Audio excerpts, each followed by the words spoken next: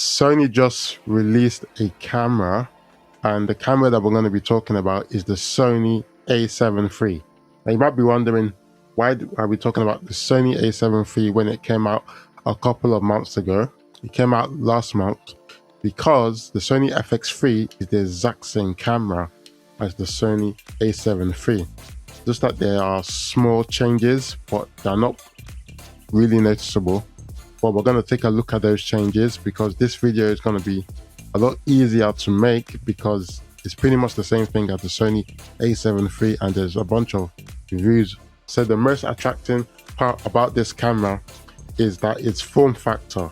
This is like one of the smallest cinema camera you can get on the market. I know there's the Sigma one, which is a full frame one, but this is like the smallest cinema camera that you can get, I think. I'm not sure. Because of that, there's going to be a ton of people buying this thing. But the problem is that because it's the same as the Sony a7 III, people are wondering, should they get this camera or should they not get this camera? Because you can still get this camera with the XLR adapter on top of it. So this camera comes around £4,000, and I think why it's £4,000 is because of that XLR hot shoe adapter. So the Sony a7 III is a little bit more expensive with that camera, I think. Or maybe this one is a bit cheaper. Let me check that one for you. The Sony a7 III is around $3,799. So the FX3 is a little bit more expensive, and the reason is that XLR adapter. Now the XLR adapter comes with the camera, so you can't just buy the camera separate. It comes with the XLR adapter included, so you have to pay the full price.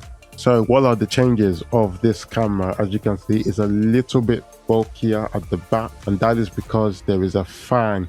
You've got the electronic hot shoe at the top. You've got a really nice big recording. There's also lights around the camera as well. You do get this circle over here which you can use for focus. You've got your ISO, white balance, a lot of buttons on the camera so that you can customize them however you want.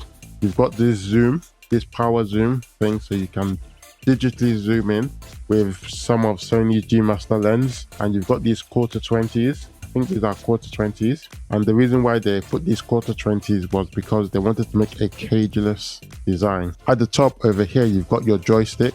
Over here you've got a bunch of buttons, which is standard in photography cameras. You get these up, down, BA, that kind of thing. That's what Jared Polin says. And you've got these lights like I talked about before. You've got this light, you've got a dial over here, and there's a bunch of other buttons as well. Now it's a full frame sensor, so it's a full frame sensor, 12.1 megapixel, and there's IBIS. You've got the ISO range, which goes up from 80 to 64,000.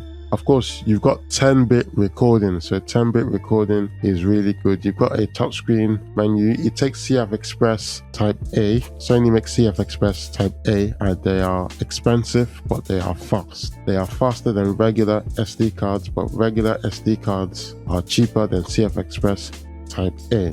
Now, one thing that I want to mention was maybe you are able to fly this camera with the Sony drone, the new Sony drone that Sony released, because the Sony a7 III is in this camera. That's the Sony a7 III on that drone, and maybe you can fly it with that drone, because if you think about it, they're pretty much the same size, Sony a7 III. The one thing that the Sony a7 III does not have that the Sony FX3 has is a fan. So this camera, it shoots up to 4K 60p.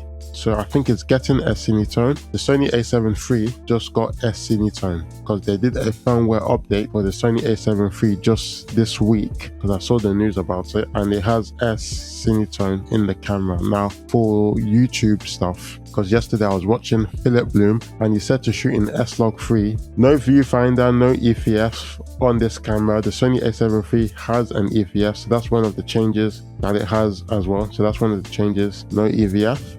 I think the screen is a lot tinier than the Sony a7 III. I'm not sure. You do got a record button there as well, so for those of you who want to vlog with it as well, so it's a great camera. Now this camera shoots 16-bit RAW over the full-size HDMI. Now I think the Sony XLR hot shoe adapter thing, it costs around £400. I will display the price on the image. So this is a cageless design. I saw Amanda's video I'll put a link down to Armando's video because his video is really good about the Sony FX3. He does like a movie, like a short movie, testing out the cameras. Video is really good as well.